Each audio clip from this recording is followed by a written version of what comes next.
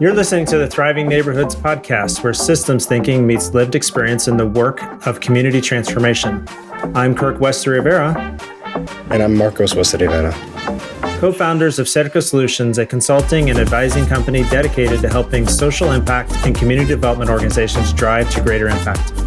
Every episode, we explore practical solutions for creating inclusively grown neighborhoods, covering housing, education, economic opportunity, community leadership, and more. Through conversations with expert practitioners and insights from decades in the field, we unpack what holistic neighborhood development actually looks like on the ground. Hello, and welcome to episode 2 of the Cerca Solutions Thriving Neighborhood podcast. I'm Markos Rivera, and I'm joined today with our co-founder and CEO, Kirk Rivera. And today we're going to talk about the idea of why neighborhoods are the right scale of change. And to introduce that topic today, could you give us an example of what really led you to focus on neighborhoods, or give us a story?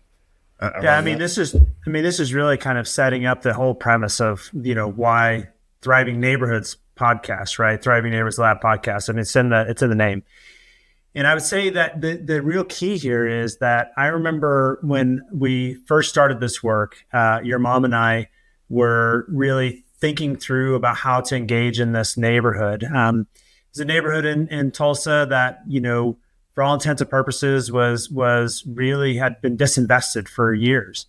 And I remember her first year of teaching, she went in, had roughly, 30 kids or so. And we got to know and engage a lot of those kids. I, at the time, was in doing some counseling at a local mental health facility. But I would regularly volunteer at the school. And what I noticed was almost none of the kids that we started the year with actually ended the year with her. In fact, there was only 3 after we went back and looked over. There's that much turnover. And that was just striking to me because growing up, that was rarely the case in my own experience. But then, what I also found particularly perplexing is that my frame of reference was often to blame the parents and clearly these kids are not coming from very good family backgrounds or households or whatever you want to frame it. But man, that wasn't my experience at all. In fact, I know for a fact you've experienced this, how amazing some of these families are. And in fact, the majority of these families are. And it wasn't about the fact that these parents didn't care. They were amazing parents. But honestly, what I've come to learn is that the environment and the environmental conditions were really working against them. The things such as horrific housing stock and conditions that existed, no quality, safe public parks or amenities. I remember when we went to our public park at the time, and it was just basically a rolling piece of land that hadn't been, the grass hadn't been cut in weeks. And, we tried to even play soccer there, and the ball would be stopped by us, by how tall the grass was. And I had to go out there and bring my own lawnmower just to cut it down to where we could use it. But it's all these types of conditions that essentially, create a system that fundamentally is working against them. Yeah. And you spoke about the environment, or the system of things that are going around a child as they grow up, right? You mentioned there's things like the park, a classroom. If we're trying to improve neighborhoods, what is the best way to kind of do that, right? Can't we just take a wide variety of services, whether it's after school tutoring or food pantries or whatever it is, right? Specific, whatever issues are specific to that child. And can we try and improve all the different parts of their upbringing, right? To make it better? Does that work? I think maybe the best way to do this is just to compare it to my own upbringing, right? So I think about this all the time. I mean, I didn't grow up in very wealthy circumstances. My mom, for the most part of my childhood, was a waitress and doing some more frontline jobs. My father worked at a convenience store, and we definitely had our struggles as a family of 5. struggled through quite a bit. In fact, the house they didn't have funds to really maintain the house, didn't have the resources in order to go do all the things that I've been able to provide for my own kids. But yet, at the same time, not once was my success ever attributed to the fact that I went to some early childhood education center, right? Not once was my success later on in life attributed to my parents being amazing parents, and which they were. But I would say that at the end of the day, there was something fundamentally different in the neighborhood that I grew up in that created a system of supports around me. At any point in time, I could walk down the street and be totally fine. In fact, we were regularly out in the street doing well. And it was our community and our neighborhood, the system around us, that really created this kind of space to really thrive. And so I think back to that kind of classroom, that your mom was really dealing with, and what are all the factors of that were really impacting those kids, and so often we like to think about this on a much bigger scale, but ultimately, ultimately it comes down to this idea that we're really handing over to a teacher. Let's just use this as an example. Let's say you've got the best teacher in the state and best kindergarten teacher in the state. And you say, okay, I want you to help get this kid who, by the way, most of the kids in these schools that are really these schools that are really serving high needs kids or have a huge concentration of financially vulnerable kids. These kids are coming in 2 to 3 years behind their middle income peers, day one of kindergarten. And so now you're telling a teacher, day one of kindergarten, hey, get this kid caught up. Oh, and by the way, like 95% of the kids are coming in this way. This is just an insane notion. And so what we're really talking about is that there is a system in place that is really creating these challenges. And too often we like to not address it until it gets to the school level. But by then, we're already behind. We're already behind in terms of our ability to catch up, and the systems have already really imposed their will upon these kids. I think that's a mind-blowing number, right? That idea that we're expecting teachers to deal with kids that are already set up to fail, right? But for me, the question is like, if the environment is the issue, right? If kids are already set up to fail day one,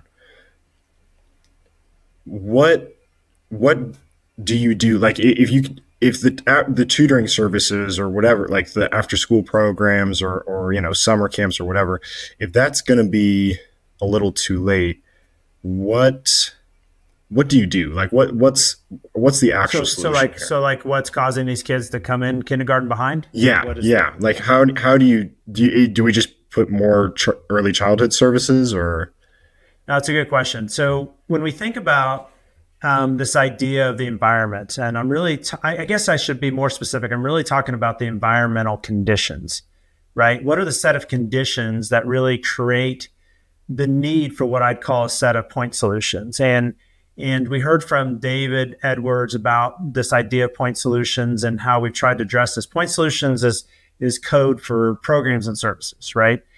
And so the idea is that, when we have unstable housing, right, this causes constant moves. It causes people to have to shift around. If they have to move and shift around, oftentimes they have to change schools. If they have to change schools, then they can't really build on the learning that the education system is designed to allow them to have. So, all that compounding features just doesn't really ultimately play out. Similarly, if you have poor housing conditions, this leads to health issues, family stress. If you have no safe parks, what we know is safe parks in quality public amenities that are present in parks, especially nowadays, are one of the key ways by which young children learn motor skills. And if there's no way for them to get outside, to play, to have this healthy environment by which to do that, motor skill development actually gets significantly impeded. And then you also just think about all of these factors oftentimes leads to high crime as well. And I can't even, go into the amount of trauma and the challenge and stress that provides on a child's life when they're surrounded by high crime situations, whether that be inflicted on them personally or that is just present. It creates a sense of lack of safety, which then, even if you had safe parks or if you had a good amenity-rich parks, the kids aren't going to them, right? And so all of these collectively, when I talk about those, they're not individual family failures. These are environmental conditions affecting every family in that neighborhood. What I also want to just point out too is that the converse is also true, right? When these things are working well, that's what contributed, what I would argue, to my success more so than just about anything else. Interesting. So we need to focus on essentially every aspect of what a child sees every day, right? Like the environment, as you call it, the environmental conditions. But I feel like what we focus on as a society so often is like, what are these the services that we can provide, like that the ones that I mentioned before, whether it's a politician saying it or I think we've heard like funders say it before of like, hey, we needed this neighborhood needs this, that, and the other. And that's the one thing that'll survive, or even just like, people in the neighborhood saying, well, if that neighborhood had more like police or something, Some type of service provision. Yeah. What's the actual effect of those if they're not, if like, are they those actually helping or not, or do we need to focus on something else? Yeah, I mean, so let's talk about a most prominent one. So whenever we first discovered as a society about this real gap that kids were coming into for first day of kindergarten, I mean, we're talking about a 2 to 3 year gap in a lot of different things: motor skill development, vocabulary skills, the ability, the actual ability to speak, and in the amount of vocabulary that child has, or the amount of words that have actually been spoken to them. There's a whole host of body research that ultimately led to the conclusion we need to essentially intervene earlier and longer. And so that led to the proliferation of early childhood education programs.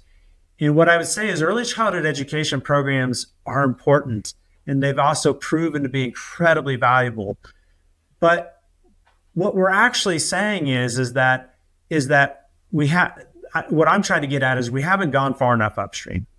So when we focus just on early childhood education, it's still not attacking the premise that kids are still coming in this way. Like the environment, so we're simply treating a symptom of a greater challenge. So let me just kind of use an analogy, right? So one book that I really love is Dan Heath's Upstream, and Dan really uses this illustration of there's these two guys walking along the side of a river, and as they were walking, they saw this kid who was struggling to not drown as he was being carried downstream by the river. And one of the guys jumps in to try to save him, grabs him, and the other guy's kind of waiting on the shore to help pull him out of the water. And then they see another kid coming down. So he jumps in back in the second one jumps in the water as they're pulling the first one out. And then ultimately they see another one and another one, and another one. And so one of the guys gets out of the water and just starts running down the river, upstream to the river. And they're like, hey, where are you going? These kids are coming out. He goes, I'm looking to see who's throwing these kids in. And so the key question here is if we think about, like, how do we go far enough upstream? You can use the analogy of a water spilling out of a faucet, and how do we turn off the faucet? And in that case, it's the faucet is really kids and families suffering from toxic stressors. That's the water.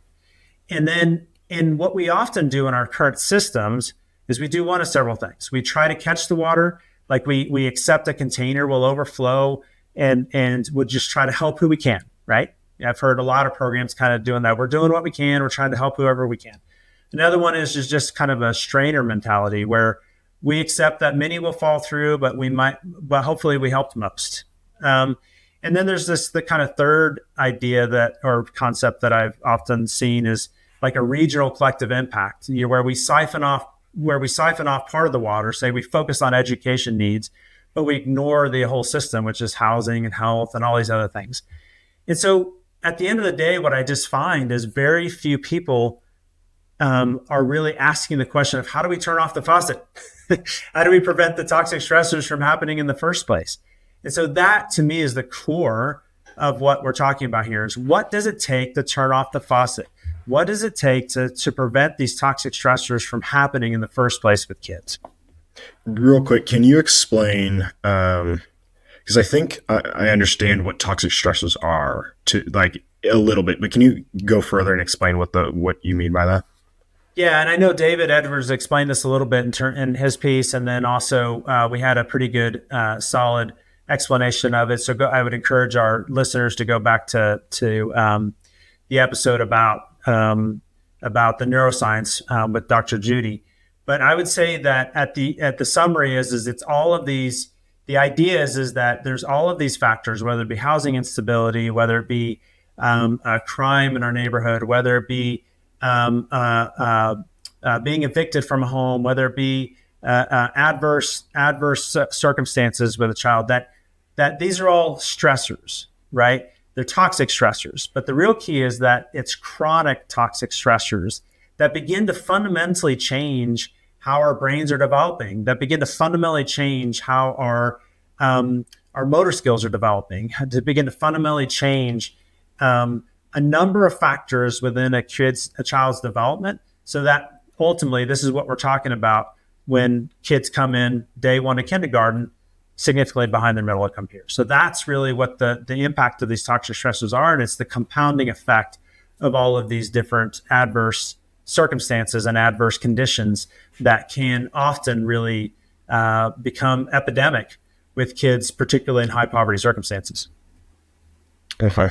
And so going back a little bit, you talked about the faucet of these toxic stressors and how to really slow that down, we need to change fundamentally the environmental conditions of what that kid is saying every single day, right? That's right. I understand that like a kid to a certain extent isn't going to be, exploring the whole city or whatever, but why do we need to focus on like at a neighborhood level rather than like a city level where you can affect so many more kids, right? Yeah, and this is the critical point, and I'm glad you brought it up.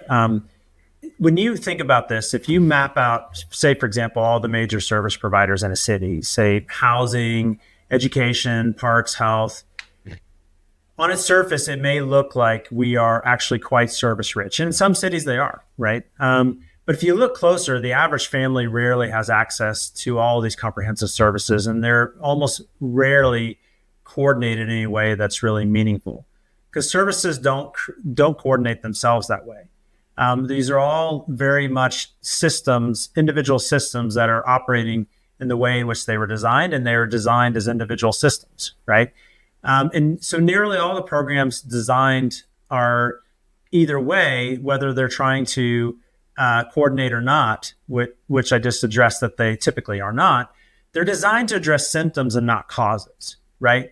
So the problem really that I want to present is that at a city scale, you simply can't wrap your arms tight enough around all the systems involved. It's too diffuse. And you can't contain that complexity. There's an amount of complexity that's involved when we're really talking about transformation for families and transformation for kids that is just too diffuse and too widespread whenever you're trying to organize and create an actual system, an ecosystem that is creating healthy outcomes for kids.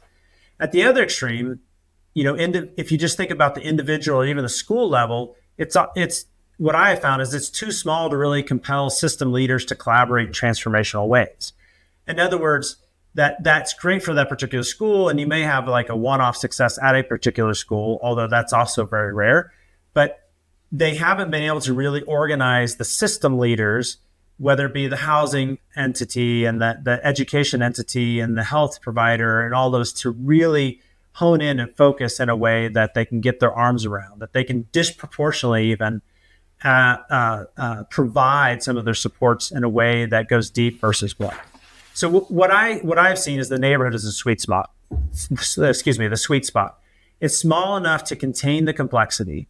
It's large enough to be a solid building block that if repeated could dramatically diminish the need for programs and services to begin with, right? So that's the idea, is how do we diminish the need for point solutions or programs and services to begin with?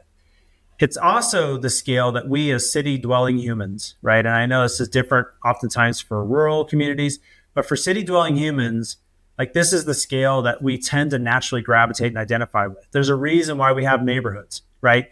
Neighborhoods were created by humans as a core organizing concept or scale by which we can be interconnected and by which supports each other in a meaningful way. One analogy that I heard that was so great was that, if you're really trying to create instead of like just a regular forest that needs to be fed and watered and all of this, you're really trying to create a rainforest that is self-sustaining, right? And so in order to do that, you have to have a pretty solid container, and in that container, I believe, and through the experience I've seen, is neighborhood. Any larger than that simply gets to be unwieldy. And I can tell you firsthand from not only leading a community quarterback organization whose job it was to do that, but also having been involved in numerous citywide efforts, is that the citywide efforts almost always fail. And if they do have any success, it's only in one particular sector, such as education.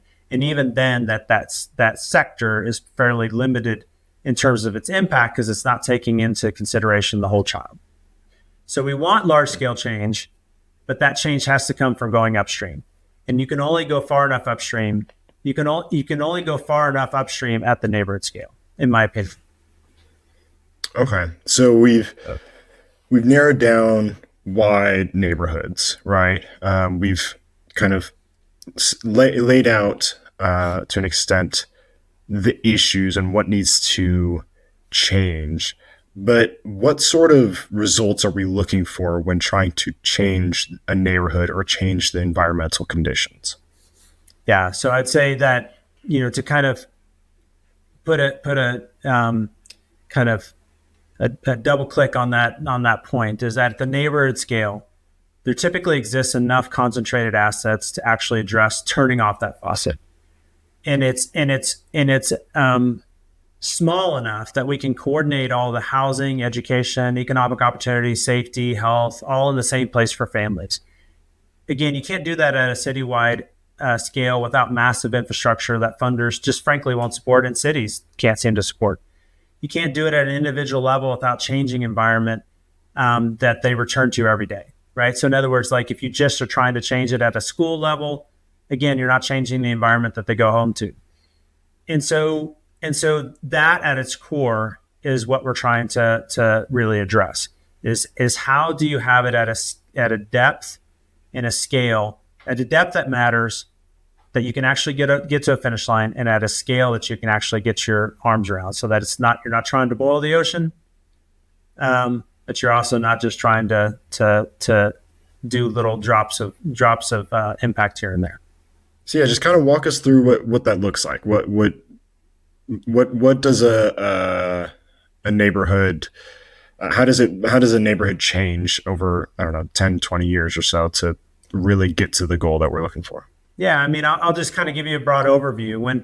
What that looked like in the neighborhood that I was working in, and it went from a neighborhood that just frankly had terrible housing conditions, and those homes, interestingly, for the majority of those homes were actually not even occupied, and the ones that were usually occupied and owned by really bad actors. And so over a course of 10 years, it was really replacing that housing that was really dilapidated, and the vast majority of which was beyond repair, and replacing with high quality mixed income housing. And mixed income is important because, I'm always intrigued by this idea, for example, in the kind of food insecurity space that we talk about, food deserts, and yet it's not rocket science why food deserts exist. It's because of a lack of disposable income in a community. Like if you have disposable income, you don't have to convince and beg and plead for a grocery store to come. It comes because that's just what makes economic sense. And so that's one aspect of the mixed income housing. I could go into that, and we'll definitely address that in another episode. But you have this, we began to see the school working to address the whole child with like strong wraparound community school support model. Now that classroom that your mom was in, just looking at that 10 years later, the one that I described, you remember at the beginning of this, at the beginning of our discussion, that only a few kids that were different when only a few kids remained with her that started with her. Now it's completely flipped. 10 years later, we saw that completely flipped, where roughly only 3 or 4 of the kids that started with her did not remain with her till the end. You start to see the impact that has on kids, right? Like no longer are they being really challenged with having to move from home to home, that their home environment, the physical home environment, is beginning to stabilize. We also saw a park that was built and restored and created with massive amenities. That park that I described before, that I went to and literally would be the only one in the park and had to like mow out a section just so we could kick around the soccer ball. Well, now all of a sudden it has a mixed income court. It has tons of playground equipment. It has a jogging path that goes all the way around it. And any night of the week, you would see, and you know this, Markos, you were there. I mean, you and I would go over there and play any night of the week. You'd go over there on a Thursday night at 6:30, 7 o'clock, and there's easily 20, 30 kids ready to kick my butt at soccer. And we'd go out there and tag in and then what do you remember what else would happen? I'm just curious if you recall this experience. What else happened besides those kids playing soccer just outside? I mean, you'd have people like selling candies or paletas, and, right. A bunch of families going suddenly for a walk, there's like a mini convenience store, right? I mean, it's like, why not? But yeah, to your other point, I'm sorry I didn't interrupt it. Yeah, there's tons of, now all of a sudden parents felt safe to leave their kid there while they played soccer, and then they're going around, at the least walking around with a friend. But sometimes you saw couples just that was their time together. I just can't imagine. The profound impact that has on marriages, that has on relationships, that has on friendships, that has on community, all because suddenly it's these toxic stressors that were present before are suddenly being diminished or totally going away.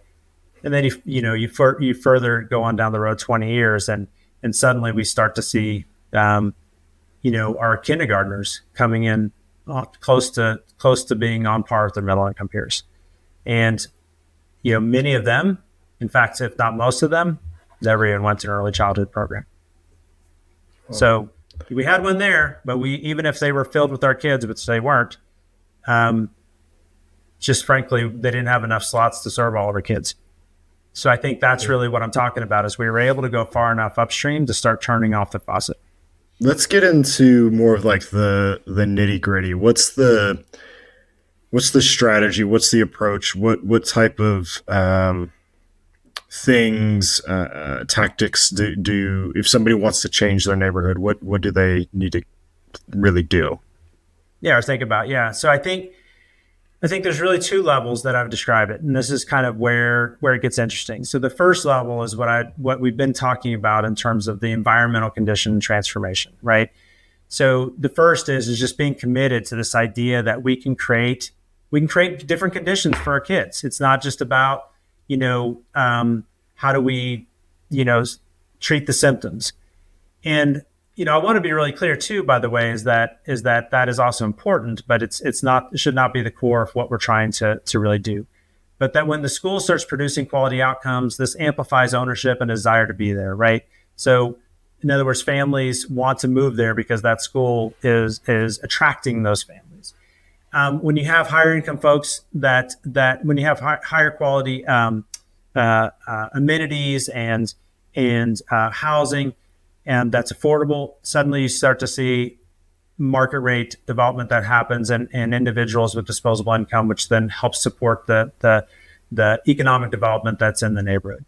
When all this starts happening, just in summary, you start to increase the odds that, especially when paired with the community quarterback, which is kind of the second level, you start to see this greater sense of belonging, ownership, which begins to attract folks to not only want to stay, but to also want to move there and live there. And so the key point being is that the environmental condition transformation, in my experience, can only happen at the neighborhood scale. At city scale, you can't achieve the concentration needed to shift perception and investment patterns.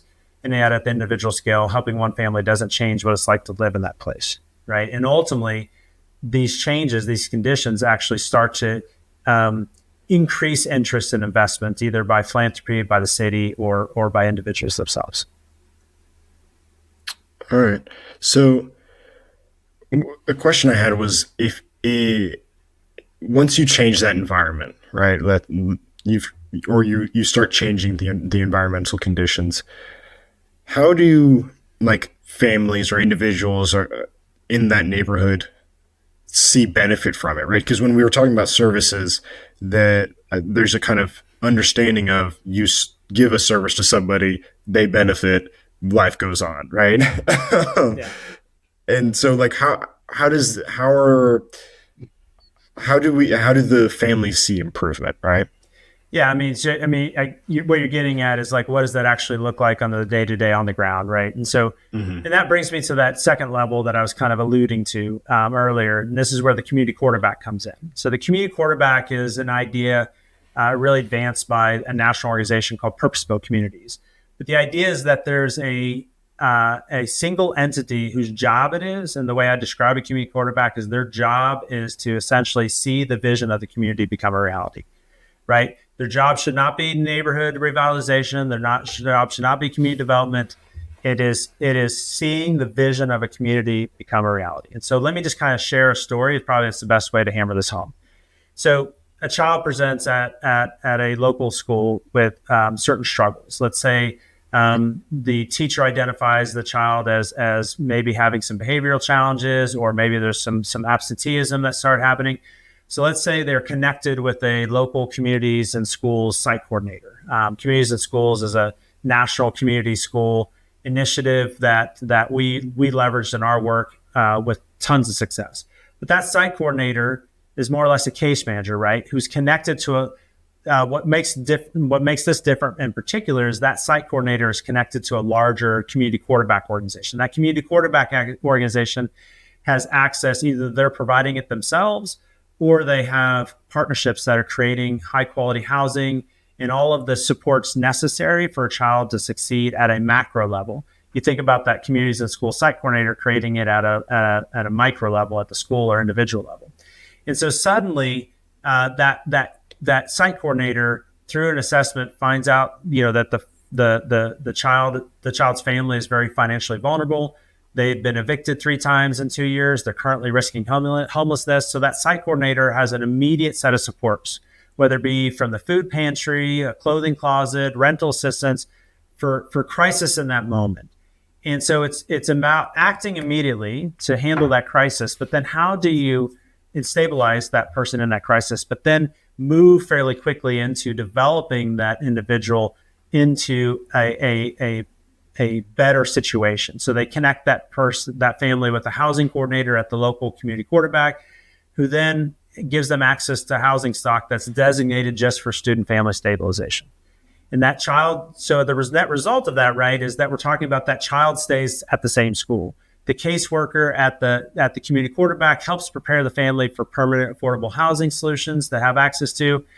And then they begin to partner, they begin to connect them with partners focusing on neighborhood families to help the parents find higher paying employment. So the result is housing stabilization.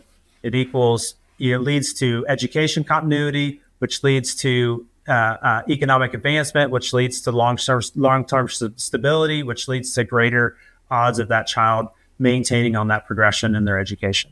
It's this level of integration where one intervention connects seamlessly to housing, education, workforce. It's that level of integration that's only possible because a community quarterback operating in a contained geography with deep infrastructure that really achieved this end. At city scale, this becomes operationally impossible, just to be frank. What? Okay, so tell me more about that. Like you mentioned a lot of services that cities already kind of are providing, right? Like, or have the ability to, right? Most large cities have like a department of like a HUD, right? An education department, housing authority. Yeah. And it feels like they, they have the resources, they have the time, like why won't they do that, right? Yeah. So at a city scale, just to kind of use that same scenario, a school counselor then refers a family to, say, a citywide housing authority wait list. By the way, that wait list is long. To get on one in the city we lived in was easily a couple of years. And then you separate that workforce development program across town, the food banks in another neighborhood. None of those, if you're lucky, they may have some type of case management services, but even still, none of those are like really thinking about the system, the ecosystem that's created. So in other words, the environment hasn't changed. We're just simply connecting the dots of 100 different, service providers that are scattered throughout a much larger geography. The family then is typically incumbent upon them to navigate those different bureaucracies and while still potentially moving and changing schools. Again, we haven't really gone far enough upstream. This is the equivalent of that scenario I gave you earlier where the guy's jumping in and pulling the kid out of the water. But we don't see, and if we're lucky, we saved a couple, but we haven't really fundamentally turned off the faucet. And so a quarterback can only build and maintain deep infrastructure needed for true integration.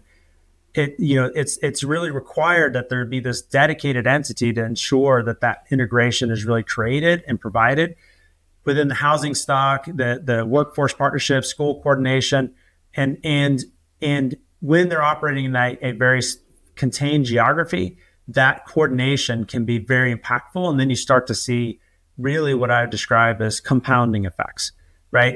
It doesn't just end, that ends up just still being, getting programs and services to work better together. But at the city level, it just ends up being, getting those programs and services to work better together, but it doesn't go far enough upstream to address the dysfunctional ecosystem causing these challenges to begin with, as we kind of noted earlier. So you need both levels, the environmental conditions transformation and the infrastructure to help families.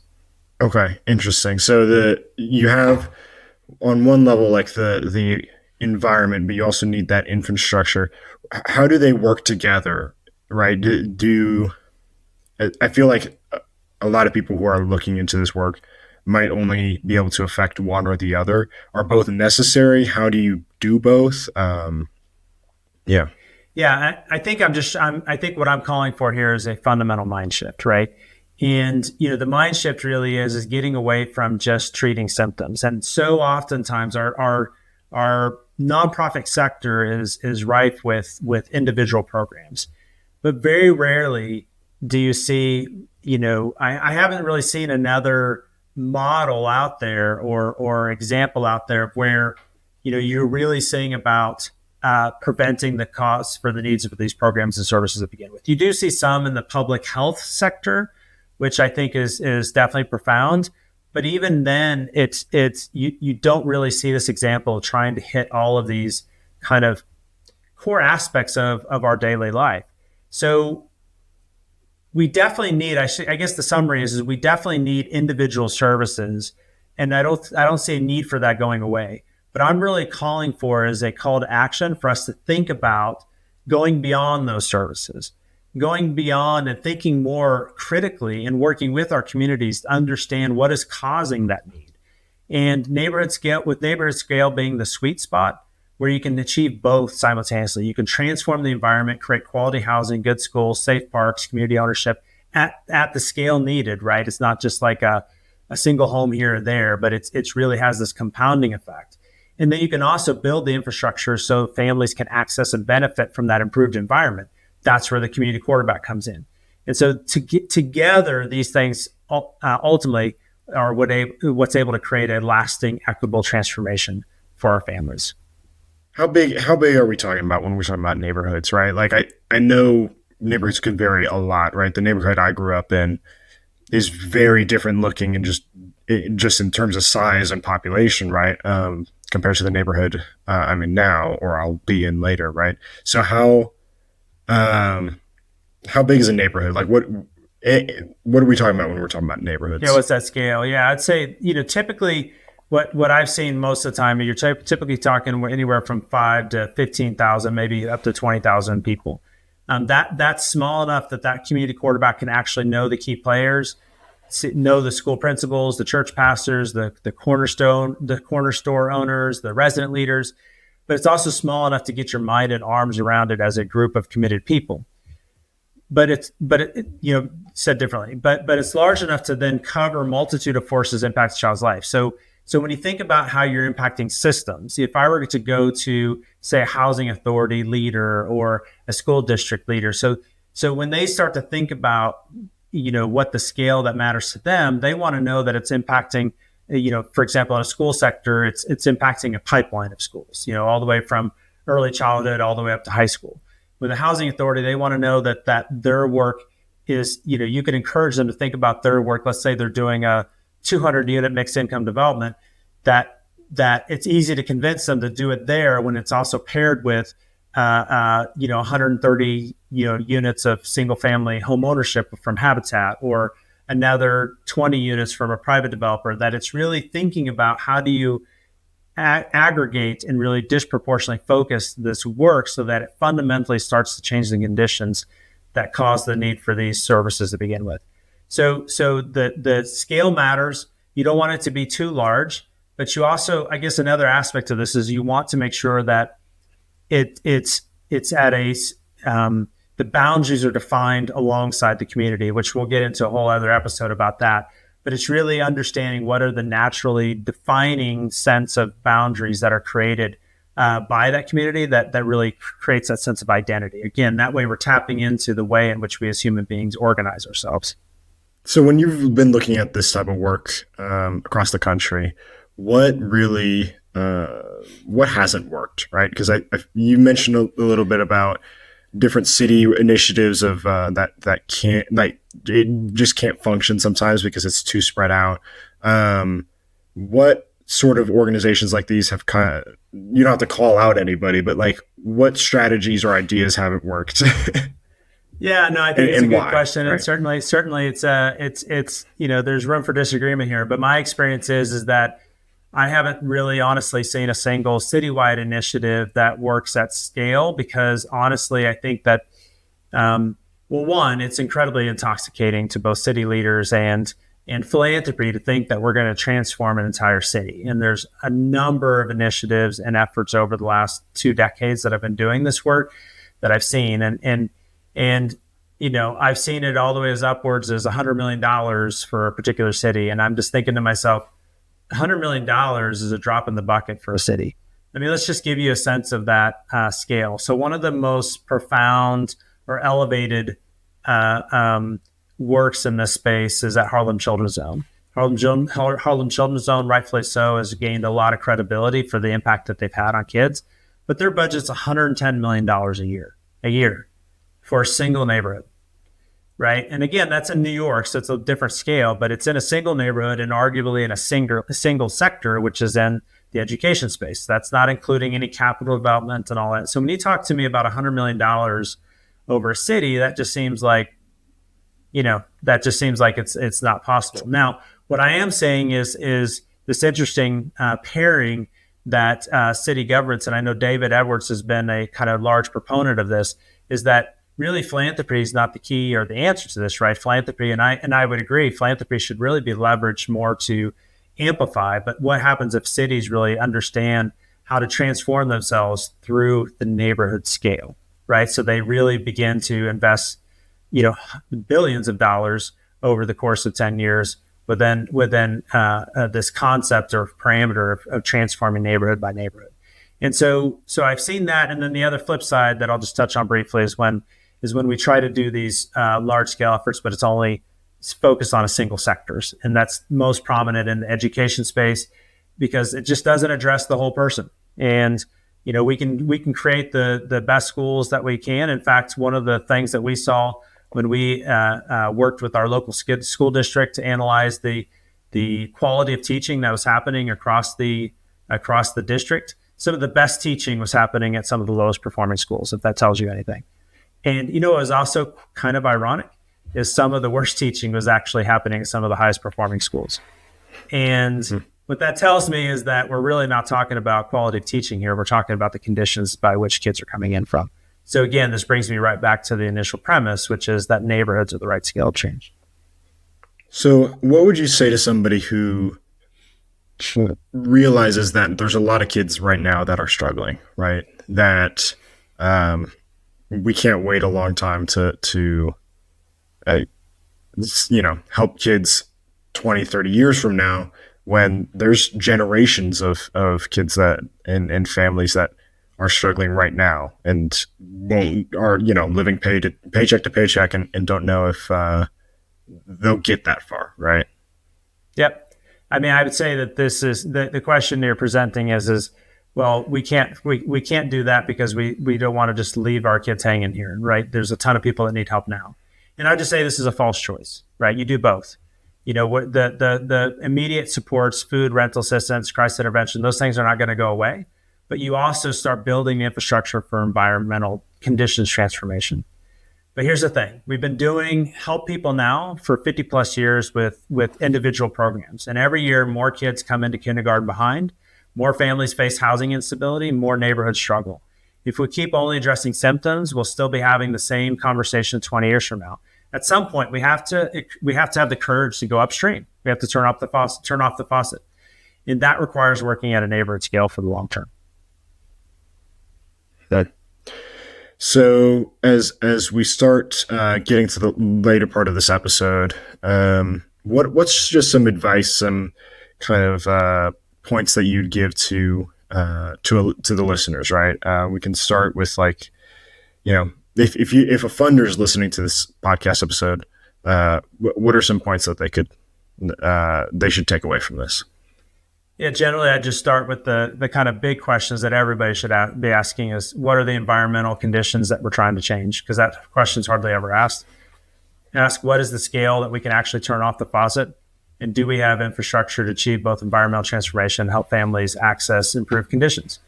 And then when you moving into directly funders, I would say, the question I'd ask is to stop funding just individual program interventions at city scale. This is incredibly problematic because I think it also removes momentum. That's the other thing that we saw is that when our own city did that, it really sucked momentum out and potential out because those partners that we were working with now all of a sudden are enticed by the dollar of saying, okay, well, let's focus, let's diffuse our attention across the city as opposed to really going deep. And it really became a significant impediment for us to succeed at the neighborhood level.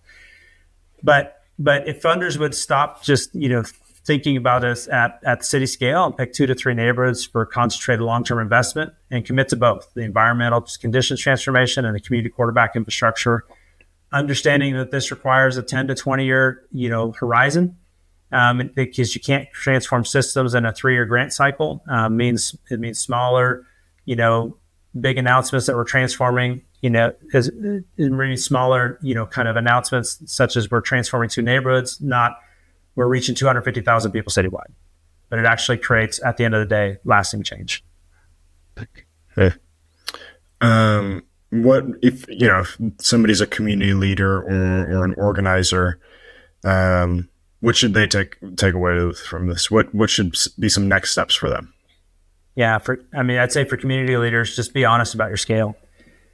If you're trying to serve an entire city, let's say you're a public leader, you're elected official. If you're trying to serve an entire city or multiple disconnected neighborhoods, you're probably too diffuse to achieve either at a level of transformation.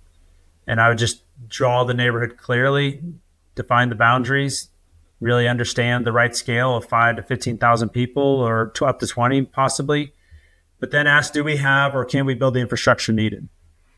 Housing stock and partnerships, assess really what is available and can you start to really focus those in a really meaningful way. If you're only doing services without environmental change or only doing in development without helping existing residents benefit, you're missing half the equation. Yeah, that makes sense. Lastly, what's something somebody could do this week? One concrete action item that can be done, today, if possible. Yeah, I was afraid you're going to ask for that, but I'd say, it depends on where you're at. But I'd say at a very basic level, map your neighborhood, draw the boundaries, and then map two things within that. The first is what are those conditions that exist? What's the quality of housing, the school quality, the park access, safety, commercial vitality, and also within that, like what are the assets that you already have? Because that's really what you should be building off of. And again, we plan an episode around asset-based community development. But then the next is what is the infrastructure? Who has the housing stock? Who has workforce partnerships? Who has deep school relationships? And you begin to identify what potential there is. And then that really lays the groundwork for creating the case for a community quarterback like organization or an actual organization to come to fruition to really help be that that implementer of the vision, so that there's somebody who wakes up every single day, ushering in this vision for the community and alongside the community. Last thing, what's give us a quick summary of the a TLDR of today's episode, and is there anything else that you think we missed before we wrap things up? That was such a mid expression, but let's see. Just comparing age differences now. So I would say, at the end of the day, we heard it from David Edwards' episode. We spent 50 plus years trying to solve poverty and education inequality with more programs and services, and we're just catching the water instead of turning off the faucet. So the answer, I want to express this clearly. The answer is not more services. It's transforming the environments that created those toxic stressors in the first place. But you can't do that at a city scale. It's too diffuse. You can't contain that complexity, and you can't do it at an individual scale because it just doesn't compel systems change. Neighborhood is that sweet spot, small enough to actually achieve transformation, large enough to be building blocks that, if repeated, could dramatically diminish the need for programs to begin with. And that requires two levels: environmental conditions transformation, change what it's like to live there, and community quarterback infrastructure, help families access and benefit all of the services and options and assets that are available. Both are only possible at a neighborhood scale, but both are necessary for lasting equitable change. So what's coming up next? What do we have up next in the pipeline? Well, I'm glad you asked that. We've been working hard on trying to figure out a really solid content for you all. And so the next question is, how do we do this work? It starts with community, right? It starts with deep community ties and deep community ownership. So there are desires and visions that I kind of mentioned in this episode that the community already has. And that needs to be cultivated. It needs to start with them and move with them. So we'll be discussing why community ownership matters way more than community input. We will break down the signs of successful community ownership and some ideas of ways to foster that ownership throughout the work. Thank you all for listening. This has been the Thriving Neighborhoods Live podcast. I've been Markos West-Rivera. And I'm Kirk West-Rivera. And if you found this helpful, share it with someone working to create change in your community. Until next time, keep asking, are we catching the water or turning off the faucet? Thanks, everyone.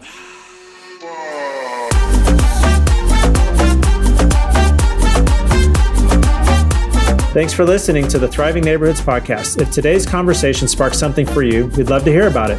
Connect with us on LinkedIn or visit us at cerca.solutions, that's cerca.solutions, to learn more about how we support community quarterbacks and organizations committed to high-impact efforts. And if you found value in this episode, please share it with someone else working towards thriving communities. Every conversation moves us closer to the change we need. Thanks for listening. I'm Kirk West-Rivera. And I'm Markos West-Rivera. And this has been the Thriving Neighborhoods podcast. We'll see you next time.